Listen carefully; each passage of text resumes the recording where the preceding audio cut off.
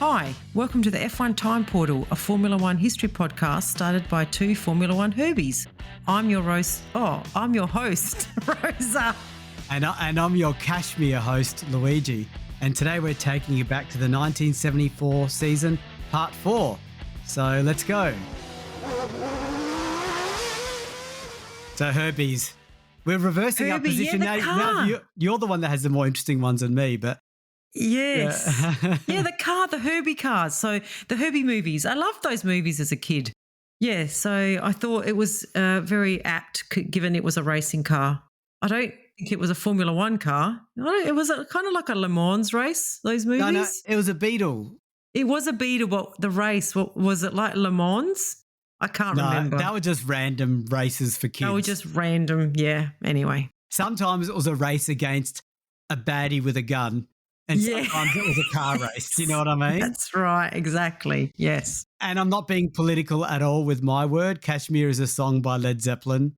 It's a song that I like. It's probably about that region in India, Pakistan. And we're not taking a position on that. It's just a good song that was released. It's just a good song. From it 74. It can just be a good song. Exactly. Yeah. Yep. Even though the song itself might be pretty political, I don't know actually. So yeah. Okay. Anyway, moving on. Yes. So we're up to race 8 of 15, the Dutch Grand Prix. It's at Zandvoort, June the 23rd, 75 laps, and the weather was warm and sunny. So the only real drama was internal politics here, with the smaller teams including Pache being withdrawn by the Surtees team, as there was some disagreement between him and the team owner John Surtees about his withdrawal from the Swedish race.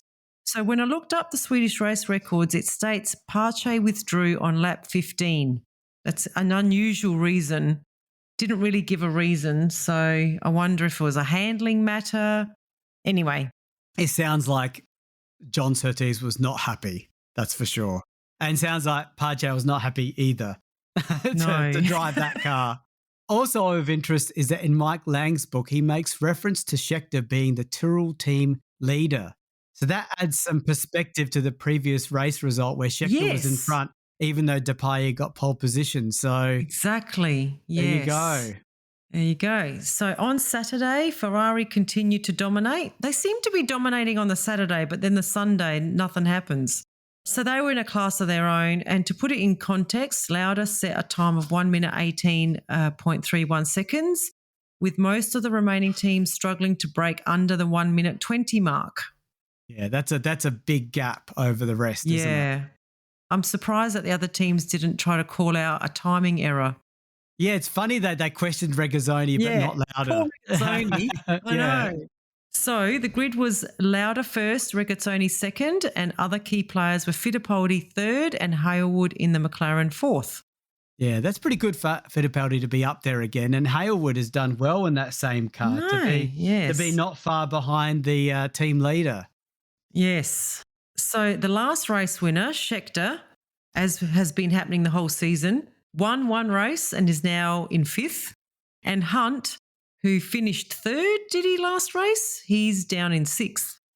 That's right. But at least they're in the top 6. They're not like 13th or something, which is what Fittipaldi did when he was at Monaco. Yeah. So to the race start, when the flag fell, Lauda immediately darted into the lead, with both Hailwood and Depailler in the Tyrrell charging up to 2nd place ahead of Regazzoni. Depailler is right up there despite qualifying 8th. That's a really good start by him. And there was some minor drama on the first lap with 3 drivers out as Hunt collected Price's shadow, and this caused enough damage for both to be out, while Stuck spun out later in the opening lap. Well, a lot of interesting action right at the start. At the front, though, Lauda had opened up a 1-second lead after 1 lap. And while Regazzoni had passed Depailler and was right with Hailwood, the Ferrari really seems to be in tune with this track. Let's hope they can maintain it. Let's hope their car stays together. So after just 5 laps, Lauda was visibly pulling away from Regazzoni. And Regazzoni, now in 2nd, was enjoying a 5-second lead and he was ahead of Hailwood. However, it was not domination from this point, as Hailwood was leading a nose-to-tail string of cars, and this is where the attention firmly switched to. Yeah, because on lap 11, Depailler pulled out of Hailwood's slipstream and took third. Then Fittipaldi did the same 2 laps later. So this is like a mini Monza slipstream battle of track. So this is exciting. It doesn't look, when I look at the track, it doesn't look like a slipstreaming track. No, it doesn't at all. But it must have been, of course. Yeah. So, yeah. Well, as exciting as that is, I'm enjoying the boring Ferrari procession out the front. So as half distance approached, the Ferraris clearly had this race sewn up, but Regazzoni was not making it easy for Lauda as he had earlier closed up and was right with him now. I doubt Regazzoni is going to shake it up, but let's see. Given that Regazzoni is further ahead in the championship, will Ferrari switch them? They're not it's not like one's dominating the other. No, they're only 1 point different. So if Ferrari DNA is anything to go by, I suspect not. And having said that, if Lauda wins this race, i.e. likely, and Regazzoni finishes second, Lauda will have 30 points and Regazzoni 28. So to the race, third place was about to change again as Depailler's car developed a worsening oversteer as the fuel load lightened and he could not contain Fittipaldi any further. So Depailler would proceed to fall back to 6. Such was the poor handling that he had to manage. And Ferrari would enjoy their second 1-2 of the season. Fittipaldi third, Hailwood fourth, Scheckter fifth, ahead of second Tyrrell driver Depailler in sixth. Yeah, and the mere fact we didn't talk too much about the rest of the race means not much else happened. It was boring, that's right. Yeah. So Fittipaldi still holding on to his lead in the Drivers' Championship. He's on 31. Lauda's, as you said, Luigi, is now on 30 and Regazzoni on 28. Yeah, interesting. I just feel like Ferrari's stuffing this season up. Anyway, on the constructors' side, we've got McLaren on 42, Ferrari on 39. That's tightening up. So, yeah, Fittipaldi, I think he's clearly now the number one at McLaren. He was the number one before the season started. I think so, yeah. And Ferraris, like I said, they're just taking points off one another. But I don't like a. Who did Who did they back? Yeah, I know. Anyway, we're up to race 9. It was probably too early. Okay. It was probably too early to make a call. But they probably need to make a call now. Ferrari need to make a call now. I don't know. It's still lots of races to go. It's only just past the halfway mark of the season. Yeah, I don't know. Let's Okay. All right. Okay. I can feel a big tragedy coming up. I hope not. So race 9 of 15, the French Grand Prix at Dijon-Prenois. July 7, 80 laps, and the weather was warm and dry. So we're at a new circuit. So this is the 5th different venue for this race over the past 9 years. Mike Lang referred to this track as something of a Mickey Mouse affair. Whew, that's hard words. But then went on to say that the track was quite interesting with an average speed of about 200 kilometres per hour. Yes, that's a pretty decent speed. And the track's it's a fairly short track, 3.2 kilometres. So there were 30 drivers turning up to the race, but the race organisers restricted the race to 22 starters. So guess who the F1 Association or that boys' club constructors representatives were, Louis? None other than Bernie Eccleston and Max Mosley.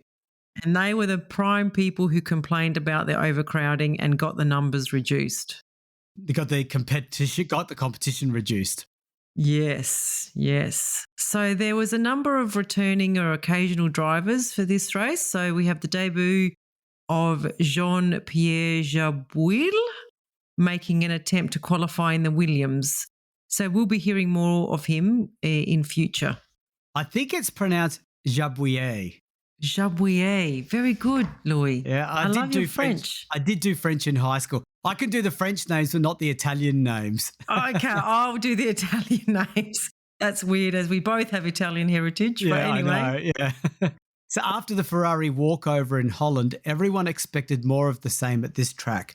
And while Fittipaldi did set early fast times, it was Lauda who again scorched around and set the fastest time, followed by Peterson. He's still using that 72E as well, so that's pretty good. In third was Price in the shadow. Apparently he was using the whole track plus a bit more to really land his impressive time. He's That's doing a ready. Mike Lang. Yeah. No He's track limits back then, hey? Yeah, back in those days. And I was just going to mention, just to put this in perspective, the pole time from Lauda was 58.79 seconds. So these laps are less than a minute. So we're talking Yes. 58.79, 59.08. You don't see many tracks with times less than a minute. So it's a not novelty, at all. isn't it? Yeah, it is. Yes. Yeah, and Jarier in the other shadow was 12th. So Price did a very good job being third. Yeah, he did. So fourth was Regazzoni in the Ferrari, then Fittipaldi in the McLaren, and Hailwood beside him. So of some interest in the qualifying is that there were so many complaints about the overcrowding that Messieurs Mosley and Eccleston threatened to withdraw all of their teams if Schupan and Kinnaman were allowed to practice. And so both were stopped. That's dramatic, but go on. Yeah, I cannot believe that. And the Ensign team boss, Mo Nunn, was so furious that he started a verbal and public slanging match with the F1 Association. Talk about picking particular drivers. Obviously, the drivers that I know the worst results, but those drivers, I guess, those drivers got the attention of those big bosses. Yes, for what it's worth. Not the good attention though. So this resulted in an urgent meeting that night between the CSI and the F1 Association to cut a deal to stop all the shenanigans. The outcome, it was agreed, was that everyone would take part in practice and that only the fastest of a predetermined number would be allowed to race according to the length of the track. Now remember, this track is very short. This track is tiny. So this allowed Schupan and Kinnunen back into practice on Saturday, but neither made the grid. Schupan got closest though. He was only one place out. Go the Aussie. Yeah. So interestingly, the whole grid was covered in less than 2 seconds, which we don't see much nowadays or back then. Funnily enough, we do see it in 2025. But 2 surprise non-qualifiers were stuck in the march, who never really got into his stride, and Pache in the Brabham, who had constant car issues.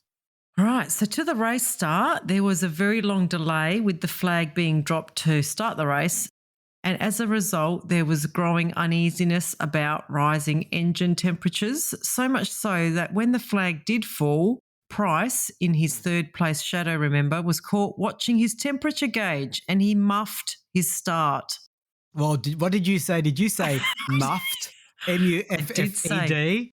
Yes, I did say. No, I didn't say it. Mike Lang said it. Yeah. Okay. So, yeah, I knew what muffed meant, but I thought I'd still look it up. So this is the formal definition. To handle a situation, task or opportunity clumsily or badly. Yeah. So clearly Price had a nonsense start. Yeah. But I really like moved muffed. on. Yeah, yes, I like he's moved muffed. on. Yeah. I think nonsense was very 50s, Luigi. Like it was very proper. Yeah, now we're getting into the offensive. 70s. Yes. Yeah, it's offensive. We're getting into the 70s kind of vernacular. He muffed it. Yeah, and that's exactly what Tom Price did. So watching the temperature gauge isn't going to make it cool down. That's very good. I like that, Louis. Yeah. So in the commotion that followed, the shadow of Price's start. Anyway, Reutemann rammed into the shadow pretty much, which caused Price to launch in front of Hunt's Hesketh. And this is the second race in a row that these British drivers have collided. Wow. And with all this muffed drama going on, let's not forget that Lauda streaked away into the lead with Peterson and Regazzoni hard on his tail. And while there were some interesting battles going on from 4th place onwards, which involved Fittipaldi, Scheckter, Hailwood, the attention was firmly on the leading trio, as Peterson clearly had the edge on the twisty section, that old gem again, while Lauda had the pace on the straight. Yeah, we seem to hear this a lot in 74 in this season. And can I just say, given all the drama that we read about with Scheckter when he debuted and all the mayhem that he caused, he's being very good now. Like he's not causing any, so he must have settled down a tad. But anyway, Regazzoni had fallen back from the leading pair of drivers with a wheel vibration issue. And by lap 16, this is an 80-lap race, Lauda's Ferrari started to develop a similar vibration issue. And as a result, he ran wide entering the straight. Wow. So it was an interesting race down the straight then, because Peterson was right on the gearbox of Lauda's car. And as they reached the braking area, he made a dive for the inside line and swept into the lead. Oh, that's an exciting move. Lauda is really good at fighting, even when he has a damaged car. But so that was really good by Peterson. So Peterson is now starting to steadily pull away. Regazzoni's in third place with his Ferrari, but under threat by Fittipaldi until Fittipaldi's engine stopped on lap 28. So that excitement is over. That only lasted about one sentence, Luigi. You got to take what you can, right? Yeah.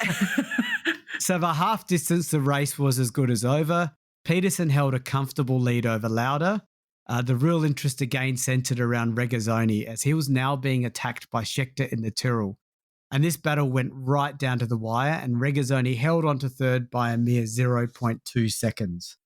Ickx was fifth in the other Lotus and Holm was sixth in his McLaren. Yeah, so Peterson is really showing that he's the number one at Lotus. I wanted to check if Ickx was the old guy, as he has been in F1 longer. But no, Peterson was actually older, as you said before, Louis. So Ickx was 29 and Peterson was 30. Yeah, I was surprised because when you see one driver dominating another, like Fittipaldi is known for being very young, Holm is older.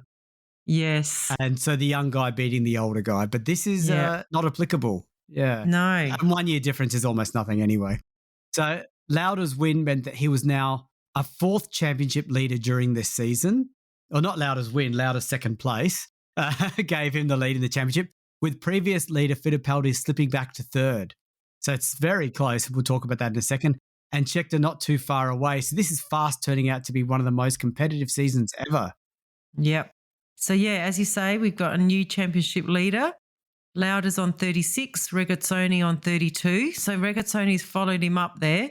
Fittipaldi on 31 and Scheckter on 26. And then on the constructors, we've got Ferrari in the lead on 45. McLaren on 43 and Tyrrell on 30. Interesting.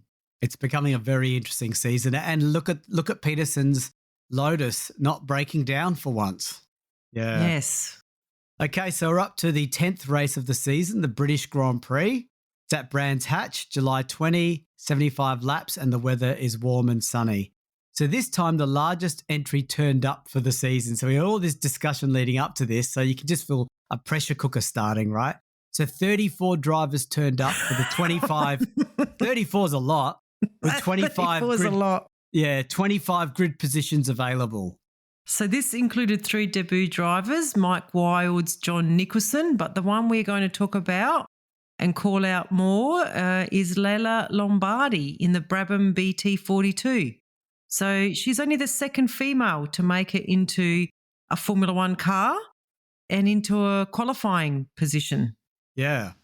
And there are 2 drivers making their season debut, and that includes David Purley and Derek Bell. Yep, so again, there's champagne on offer here, courtesy of the Evening News for the fastest time on Thursday practice.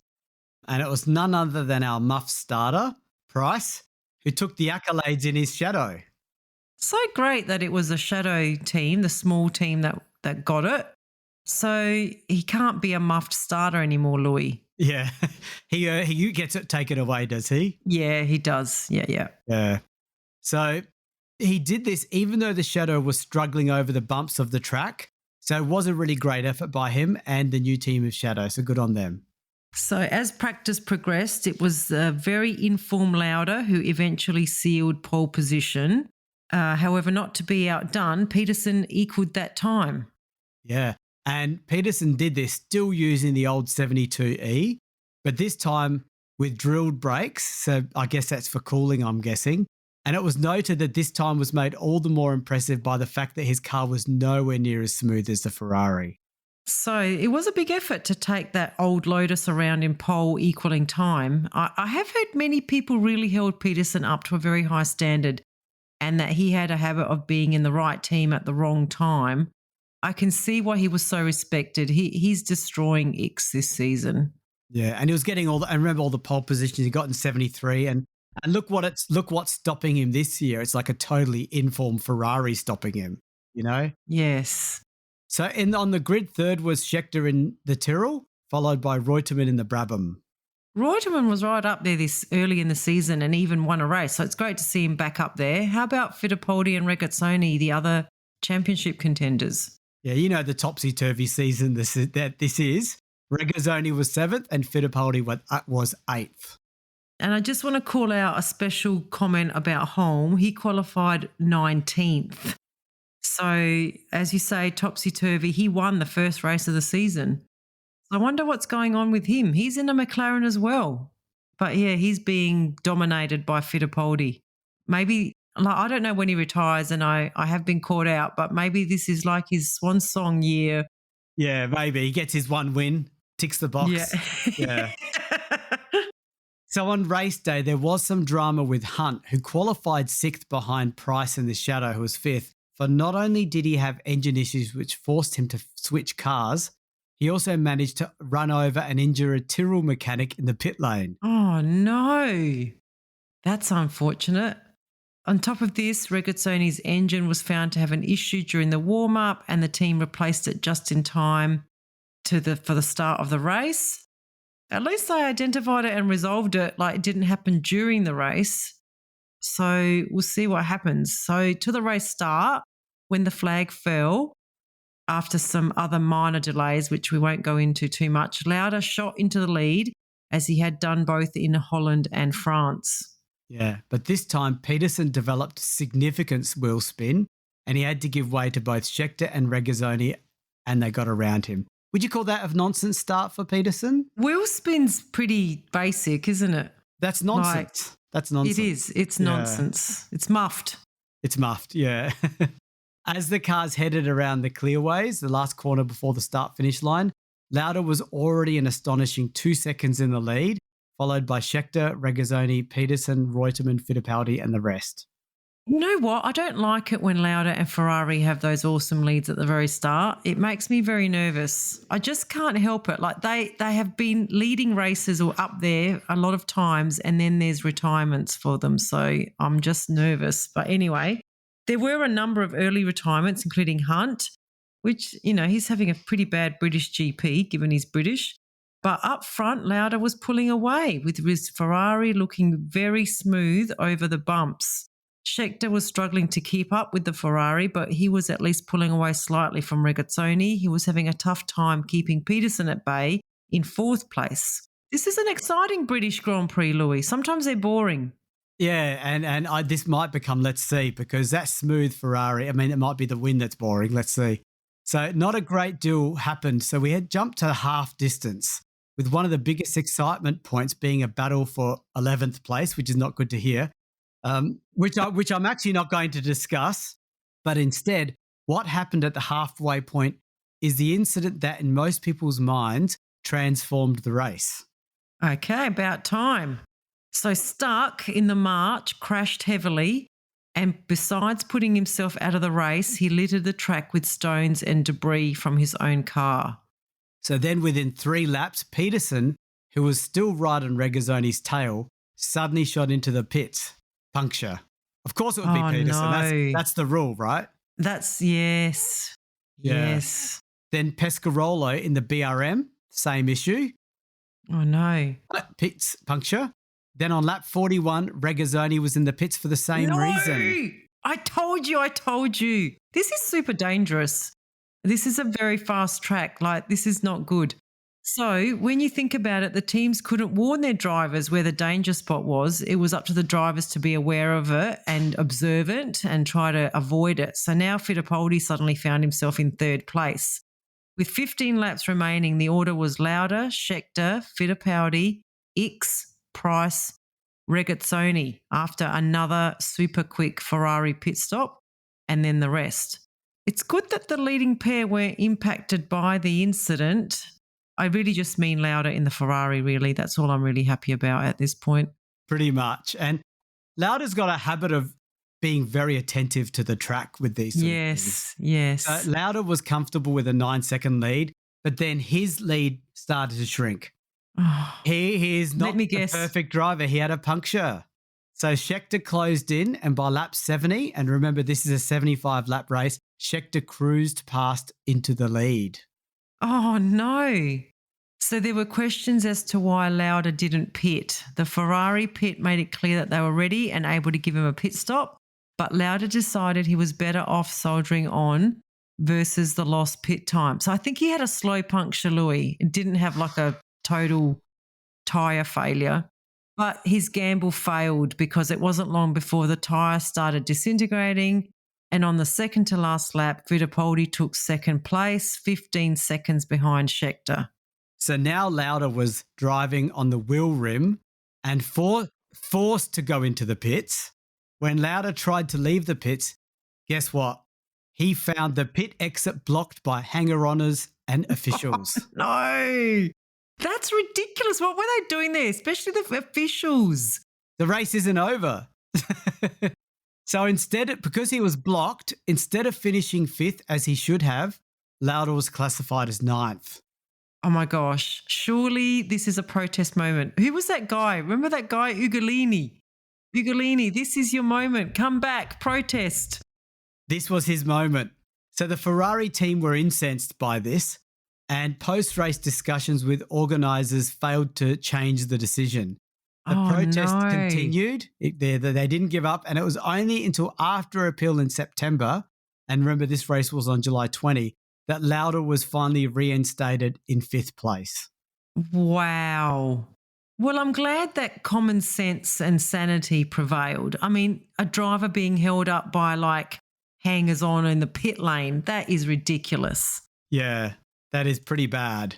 So the final results were Scheckter first, Fittipaldi second, Ickx third, Regazzoni fourth, and Lauda fifth after the protest, and Reutemann sixth. And a special mention to Holm in seventh after qualifying 19th, Louis. Good on him. Good on him. Good on him. Well done, Holm. Yes. So Niki Lauda then, I think this, so I'm not sure, Louis, is this championship standing after he was reinstated fifth?